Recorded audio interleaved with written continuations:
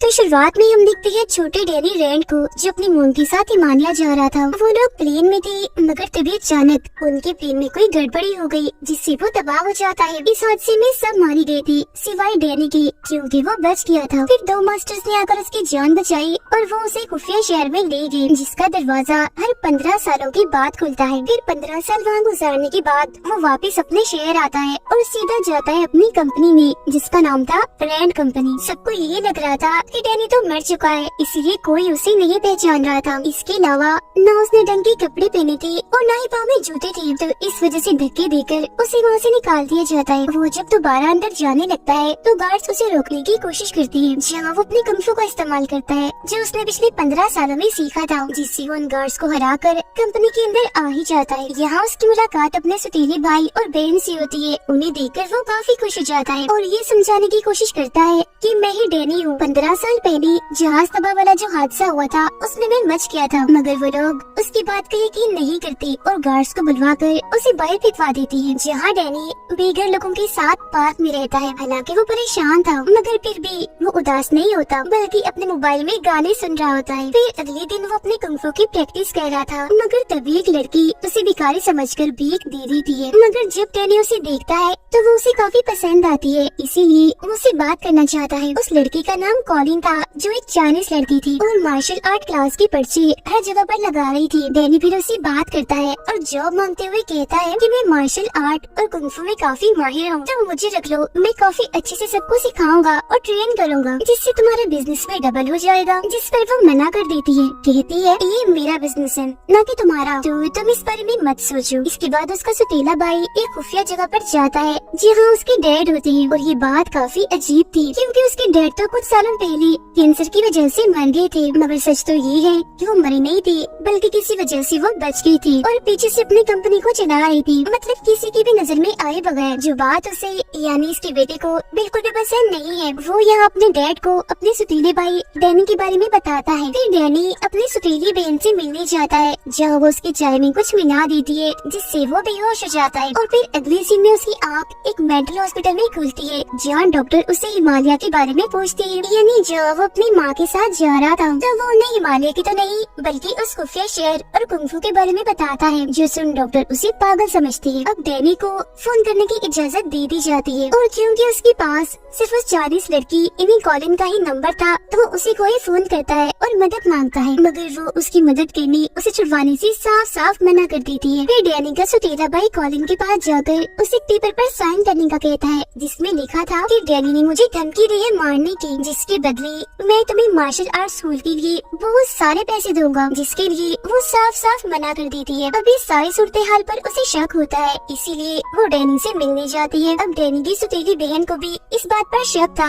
कि ये असल डैनी है, इसीलिए वो उसे बहुत सारे बंडिस बेचती है, जो बचपन में हम खाया करते थे। डैनी उन बंडिस में से ब्राउन रंग के सारे बंडिस निकाल देता है, जो उसके बचपन की आदत थी, जो देखकर उसकी बहन को पता चल जाता है कि ये असली डैनी रैंड है। उधर डॉक्टर्स को भी लग रहा था कि ये असल डैनी है, मगर वो तो अभी भी बार बार उन मास्टर्स और खुफिया शहर की बातें कह रहा था, जो डॉक्टर्स को मशकूक लगता है, इसीलिए वो उसे यहाँ से जाने नहीं देती। ये सारी चीजें डैनी के सुतीले डैड भी कैमरास के जरिए देख रहे थे। उसे डैनी अपनी कंपनी के लिए खतरा लग रहा था, तो वो उसे उठवाने के लिए अपने कुछ गुंडे भेजते हैं, मगर वो उनसे काफी लड़ता है और अपनी कुंफू स्टाइल में उन्हें काफी मारकर हरा देता है। जिसके बाद वो अपनी आयरन फिस्ट वाली स्टाइल से मुक्का मारकर हॉस्पिटल का दरवाजा तोड़ देता है और वहाँ से भाग जाता है। जिसके बाद वो सीधा जाता है कॉलिन के स्कूल, उसे भी वो कराटे में हरा देता है, वो भी बड़ी आसानी से, जिस बात से कॉलिन काफी खुश हो जाती है और उसे कुछ कपड़े और यहाँ रहने की इजाजत दे देती है। जिसके बाद वो अपनी सुतीली बहन से मिलने जाता है, जहाँ वो उसे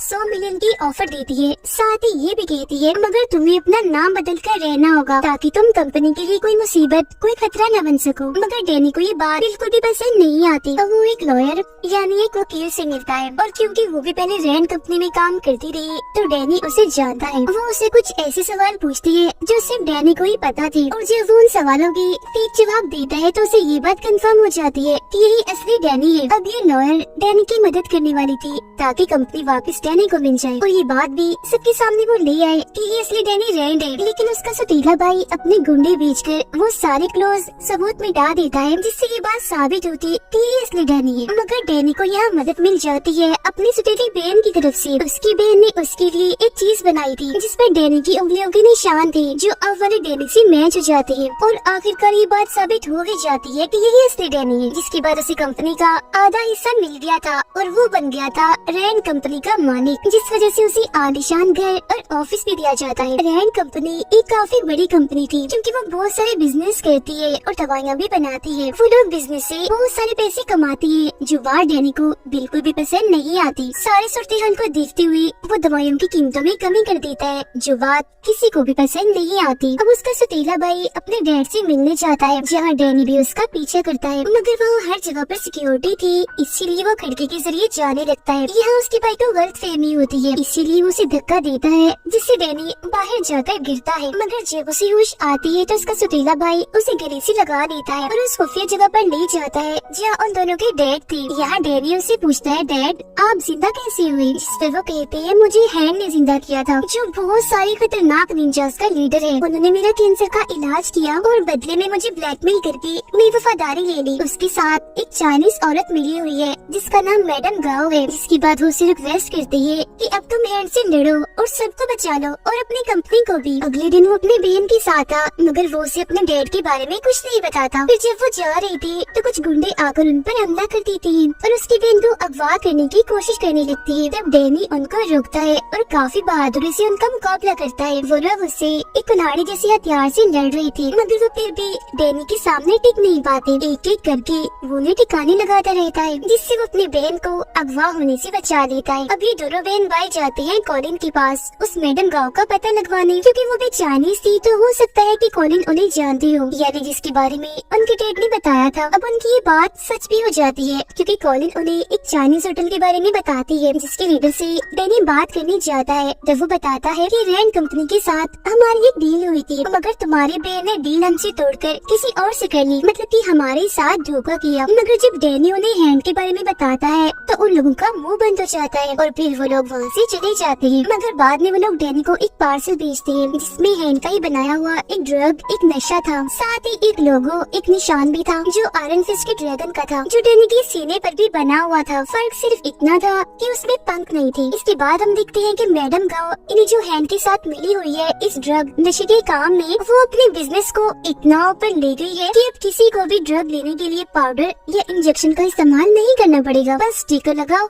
और नशा ले लो। इसके बाद डैनी अपने भाई के पास जाकर उसे भी ये ड्रग नशे वाली बात बताता है, जो सुनकर उसका भाई कहता है, ऐसा करते हैं मैं कंपनी संभालता हूँ और तुम ये हैंड वाला, निंजा वाला, इन्हें ड्रग्स वाला मसला समझाओ। डैनी अब कॉलिन से मिलने जाता है जहाँ उसकी मुलाकात एक लड़की से होती है जो एक नर्स थी। इस वक्त वो कॉलिन से कराटे सीखने आई थी। डैनी उन दोनों को रात के खाने पर बुलाता है और उन्हें अपने साथ शामिल होने की ऑफर करता है जिस पर वो दोनों मान भी जाती है और अब ये लोग मिलकर उस ड्रग की तलाश में निकल जाते हैं। वो लोग ड्रग्स हर जगह ढूंढते हैं जो उन्हें नहीं मिलते, मगर एक खुफिया जगह पर डैनी को एक केमिस्ट मिल जाता है और ये वही है जो ड्रग्स वाले स्टिकर बनाता है। डैनी उसकी गार्ड से लड़ता है जिस दौरान गलती से चाकू उस केमिस्ट को ही लग जाता है, जिसके बाद ही उस केमिस्ट को कॉलिन के स्कूल लाती है और क्योंकि उनके साथ वो नर्स थी तो वो उसकी मरहम पट्टी करके उसे बचाने की कोशिश करती है। केमिस्ट बताता है कि मैं ये ड्रग वाले स्टिकर इसलिए बनाता हूँ क्योंकि मैडम गाँव के पास मेरी बेटी है जिसे उन्होंने हॉस्टेज यानी बंदी बनाया हुआ है। डैनी मैडम गाँव से मिलने जाता है। इन्हीं हुई चाइनीज औरत, ये दोनों पानी में हाथ डालकर वादा करते हैं कि हम दोनों लड़ाई करेंगे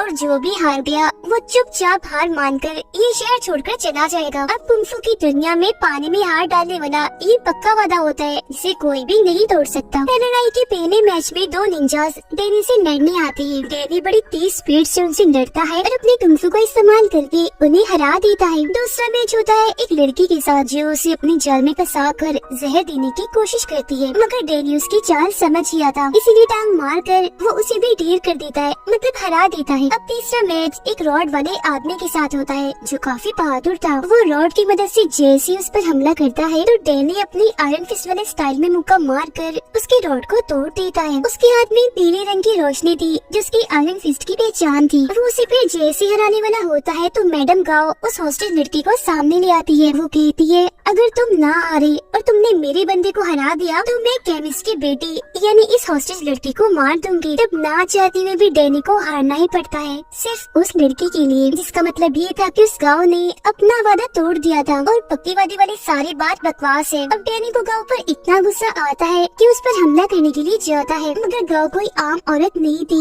उसके पास भी शक्तियाँ थी जिनका इस्तेमाल करके वो डैनी को दूर फेंक के मारती है। अब तो अनजान लोग डैनी के डेड के पास आते हैं और उसकी उंगली काटने की कोशिश करते हैं, क्योंकि वो उसे इस बात की सजा देना चाह रही थी कि तुमने हैंड के बारे में डैनी को बता दिया। मगर उसके डैड यहाँ मुकर जाते हैं, कहते हैं तुम्हें तो डैनी नाम की किसी इंसान को जानता तक नहीं और तुम उसे मेरा बेटा बना रहे हो। तभी इधर डैनी भी आ जाता है, जिसे देखकर उसके डैड फौरन उन गुंडों पर हमला कर देते हैं। डैनी भी इनसे लड़ता है और उन्हें मारकर अपने भाई को इनकी नाशों को ठिकाने लगाने का काम देता है। अब अगले दिन डैनी ने अपने सीनियर्स को एक खत देना था जो बहुत जरूरी था, मगर वो खत की बजाय उन्हें अपना लेक्चर देता है, जिसमें वो उन्हें उस खुफिया जगह जहाँ उसने बचपन गुजारा और मास्टर्स के बारे में बताता है। तब इस बात से गुस्सा होकर सीनियर्स उन तीनों बहन भाइयों को ही कंपनी से हटा देती है। इस बात से डैनी की बहन को काफी बुरा लगता है और वो कंपनी के लिए लड़ना चाहती थी, जबकि उसका भाई तो छुट्टियों पर जाने का प्लान कर रहा था। लेकिन जब वो अपना बैंक अकाउंट देखता है तो वो जीरो था, क्योंकि उसके डैड ने उसके सारे पैसे ले लिए थे ताकि वो यहाँ से कहीं न भाग सके। उसे इस बात से काफी गुस्सा आ गया था, इसीलिए अपने डैड पर चाकू से हमला कर देता है और उन्हें उसी गटर में फेंक देता है जहाँ डैनी के कहने पर गुंडों को फेंका था। अब डैनी को अपने डैड पर ही शक होने लगा था, इसीलिए वो उनके बारे में छानबीन करता है, जिससे उसे पता चलता है कि उसके डैड की चाइना में एक कंपनी है जो भी हैंड चला रहा है। जिसके बाद वो प्लेन के जरिए चाइना पहुंचकर सीधा उस कंपनी में आ जाती है। यहाँ पर मैडम गाओ भी थी। अब कॉलिन एक औरत के साथ बड़ी जबरदस्त तलवारबाजी कर रही थी, जिसके अंदर बार बार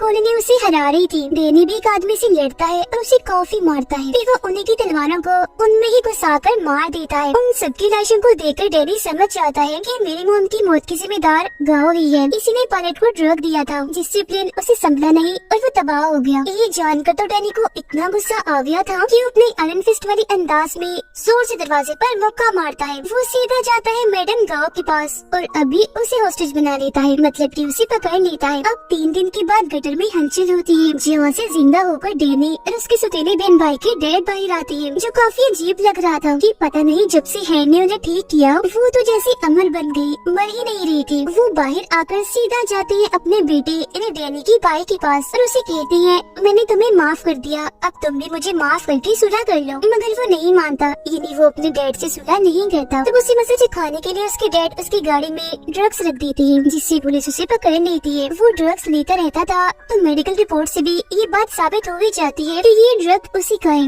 वो पुलिस को काफी समझाने की कोशिश करता है कि ये मेरे डैड की जान है, वो मुझे फंसा रही है, मगर कोई भी उसकी बात का यकीन नहीं करता, क्योंकि उसके डैड की तो काफी साल पहले कैंसर की वजह से मौत हो गई है और वो तो जेल में हो गया था। इसीलिए उसके डैड अपनी बेटी को अपने काम के लिए इस्तेमाल करते हैं, उसे अपना राज भी बता देती है, जो सुनकर वो हैरान तो थी मगर काफी खुश हो गई थी, क्योंकि उसे लग रहा था कि मुझे मेरे डैड मिल गए। मगर वो उसे सिर्फ अपना मकसद ही निकलवाना चाहती थी। डैनी ने मैडम गाओ को कॉलिन के स्कूल में कैद किया हुआ था। कॉलिन की हालत काफी खराब हो जाती है, क्योंकि उसे जहर की एक गोली लग गई थी और ये वही जहर था जिसे गाओ भी इस्तेमाल करती है। कॉलिन मरने ही वाली थी, मगर तभी इधर एक डॉक्टर आकर उसका इलाज करता है और मरने से उसे बचा लेता है। ये डॉक्टर दरअसल एक कॉलेज में प्रोफेसर भी था और इसने ही कॉलिन को कुंग फू सिखाया था। यहाँ वो और डैनी दोनों कुंग फू करने लगती है और वो डैनी को भी अपने कॉलेज में प्रोफेसर बनने के लिए कहता है। अब डैनी को गाँव से पता चलता है कि ये डॉक्टर ठीक नहीं है, क्योंकि ये भी हैंड के लिए काम करता है। ये सुनकर डैनी को काफी अजीब लगता है, इसीलिए उनके सिस्टम को चेक करने जाता है, जहाँ उसे बहुत सारे कंप्यूटर्स मिलते हैं। उसे समझ नहीं आता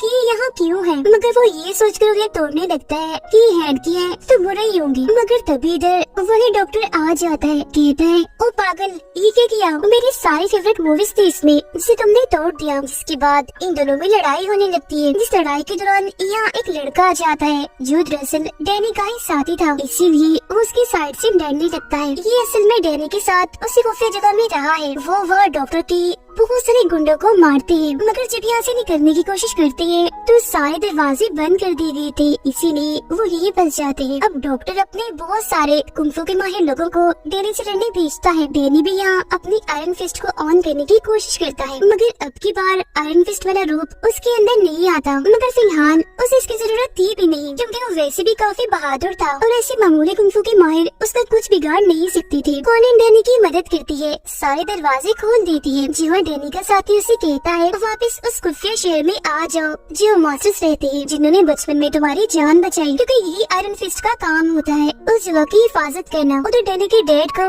जब ये बात पता चलती है कि हैंक हमारे बैंक अकाउंट इस्तेमाल कर रहा है, तो वो सारे अकाउंट्स खाली करने का फैसला करती है ताकि हैंक को बर्बाद कर सके। डॉक्टर अब कॉलिन को पकड़ लेता है और जब उसे ये बात पता चलती है कि इसने भी हैंक को मरवाने के लिए डैनी का साथ दिया, तो वो अपने साथियों को कहता है कि इसे मार दो, और वो भी बहुत बुरे तरीके से। मगर वो कैसे भी करके खुद को आजाद कर लेती है और वहाँ से निकल जाती है। जब वो बाहर गुंडों से लड़ रही थी तो तभी इधर डैनी आ जाता है और कॉलिन को संभालता है। जेल में डॉक्टर डैनी की सौतेली भाई से मिलने जाता है और ऑफर करता है अगर तुम्हारे डैड को मार दिया जाए तो मैं तुम्हें कंपनी का चीफ बना दूंगा, क्योंकि अब कंपनी मैं ही संभाल रहा हूँ। जब वो डॉक्टर की बात मान लेता है और ये लोग उस खुफिया जगह पर हमला करती है जहाँ उनकी डैड रहती थी। यहाँ का डैनी का सौतेला भाई कहता है मेरे डैड को मार दो, लेकिन मेरी बहन को कुछ मत करना। तब डॉक्टर उसकी बहन की तरफ गन से इशारा करता है और गोली चलाते हुए कहता है ये वाली बहन, जिससे जाहिर है गोली चलने से उसकी मौत हो जाती है। इसके बाद डॉक्टर डैनी को वीडियो कॉल करके वहाँ की सारी सूरत हाल दिखाता है, मतलब कि उसकी सौतेली फैमिली कितनी बुरी है। ये देख कर डैनी खुद को उसके हवाले कर देता है कि मैं कितना पागल था, अपने सौतेले बाप बहन भाई जितने बुरे लोग थे उन्हें बचाने की कोशिश कर रहा था, उनका साथ दे रहा था। अब डॉक्टर डैनी को मारना नहीं, बस उसकी शक्तियाँ लेना चाहता था, इसीलिए वो उसे अपने साथ लेकर जा रहा होता है। मगर तभी इधर डैनी का साथी आकर उसकी जान बचा लेता है। वो सभी गुंडों से काफी लड़ता है। कॉलिन और डॉक्टर के बीच भी काफी लड़ाई होती है। हालांकि वो उसकी स्टूडेंट थी, मगर फिर भी वो जीत जाती है और डॉक्टर को हरा देती है। लेकिन वो डॉक्टर को जान से नहीं मार पाती, क्योंकि उसके अंदर भी सुपर हीरो जैसी ताकतें हैं। मगर तभी इधर डैनी का साथी आकर डॉक्टर के सीने में चाकू मार देता है और कहता है तुम इसकी स्टूडेंट हो इसीलिए नहीं मार रही, मगर मेरा इसी कोई वास्ता नहीं है। अब डैनी का वो साथी वापस उसे उसके साथ चलने का कहता है, मगर वो जाने से मना कर देता है। इसीलिए दोनों के बीच थोड़ी बहुत लड़ाई होती है, मगर फिर बाद में उनके बीच ये फैसला होता है कि हम यही इसी शहर में ही रहेंगे। मगर जैसे ही वो पीछे आते हैं तो देखती है कि डॉक्टर की लाश वहाँ नहीं है, वो गायब हो गई है। अगले सीन में कॉलिन और डैनी साथ में ही थे। तभी उसके पास उसके सौतेले भाई का मैसेज आता है जो कहता है जल्दी करो यहाँ से निकलो। अब इससे पहले वो कुछ समझ पाता तभी कुछ कमांडो आकर इन पर हमला कर देते हैं, मगर यहाँ दोनों ही अपनी कुंफू की महारत का इस्तेमाल करके सभी को काफी मारते हैं और आखिरकार बच जाते हैं। अब यहाँ पता चलता है कि हैंक और कोई नहीं बल्कि डॉक्टर था, मगर क्योंकि वो तो मर गया था इसलिए कंपनी संभालने वाला कोई नहीं था। लेकिन फिर सबको हैरान करते हुए यहाँ वापिस ही डैनी का सौतेला बाप आ जाता है। जी हाँ, बिल्कुल वो मरा नहीं था, बल्कि हमेशा की तरह दोबारा से जिंदा हो गया था और सारे उल्टे कामों के पीछे उसका ही हाथ था और वो खुद भी हैंक के साथ मिला हुआ था। सारी सच्चाई जानने के बाद डैनी अपने सौतेले डैड जो असली विलन था उसे लड़ने चाहता है, मगर वो भी चुप बैठने वाला कहाँ था। उसने भी सारी तैयारी की हुई थी डैनी को रास्ते से हटाने की, मगर इसके बावजूद भी डैनी ऑफिस की खिड़की तोड़कर अंदर आ ही जाता है, वो भी अपने आयरन फिस्ट वाले रूप में और बिल्कुल वैसी अंदाज में। पीछे से कॉलिन डैनी के सौतेले भाई को मारने चाहती है, मगर वो बच जाता है क्योंकि ठीक वक्त पर वो पीछे मुड़ गया था। अब यहाँ डैनी अपनी फुल ताकत का इस्तेमाल करके जोर से अपना आयरन फिस्ट वाला मुक्का जमीन पर मारता है, जिससे सारे लोग और टूटे हुए शीशे के टुकड़े हवा में उड़ने लगते हैं। उधर डैनी के भाई को भी अपने डैड के खिलाफ सबूत मिल गए थे। उनका सौतेला बाप जब वहाँ से भागने की कोशिश करता है तो डैनी उसका पीछे करता है। जी हाँ, दोनों एक दूसरे से पाइप के जरिए लड़ते हैं, जिसके बाद डैनी उसे एक तीसरे पाइप में घुसा देता है, मतलब पाइप उसके आर पार कर देता है। वो जान से नहीं मरता क्योंकि उसके अंदर भी सुपर हीरोज वाली शक्तियाँ थी। जिसके बाद डैनी यहाँ से जाने लगता है, लेकिन क्योंकि उनका बाप विलन है तो वो पीछे से डैनी पर गोली चलाता है, मगर वो अपना आयरन फिस्ट वाला हाथ आगे करके गोली रोक देता है। इसी बीच उसका भाई आकर अपने डैड को गोली से शूट कर देता है, जिससे वो नीचे जाके गिरता है और वो दोबारा से जिंदा ना हो जाए इसलिए लोग उसे जला देते हैं। जिसके बाद सब कुछ ठीक हो जाता है। डैनी के सौतेले भाई को कंपनी वापस मिल गई थी और अपने जालिम धोखेबाज बाप से उसकी जान छूट गई थी। डैनी की सौतेली बहन को हम देखते हैं जो मरी नहीं थी बल्कि उस गोली से जिंदा बच गई थी और अब वो डैनी के साथी के साथ थी। उनके पास ही गाँव भी बैठी थी जो उनकी बातें सुन रही थी। अब हम डैनी को देखते हैं जो कॉलिन के साथ मास्टर की उसी खुफिया जगह पर जाता है ये चेक करने के लिए कि सब ठीक है ना, मगर वहाँ उसे अपने बहुत सारे मास्टर्स की लाशें मिलती है जो देख उसे बहुत बुरा लगता है और बस इधर ही सीजन 1 खत्म हो जाता है।